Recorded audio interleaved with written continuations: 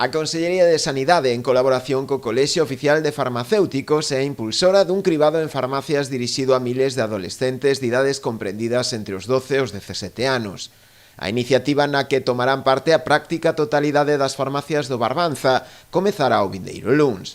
A proba realizarase mediante a recollida dunha mostra de saliva. Se collerá a saliva según as instruccións a primeira hora da mañá, a traerá na farmacia, o mesmo día na farmacia se recollerá, se distribuirá un test a un laboratorio microbiolóxico da área sanitaria de Vigo, no que nese mesmo día, pola cadea de distribución farmacéutica, por onde nos veñen os suministros de medicamentos ás farmacias todos os días, ese mesmo día, seguindo os protocolos adecuados, irá ao laboratorio onde se fará a analítica. En caso de que a análise fose negativa, se lle comunicaría que é negativo, no caso de ser positivo, sería necesario realizar un test de confirmación mediante tomas se citaría para unha PCR.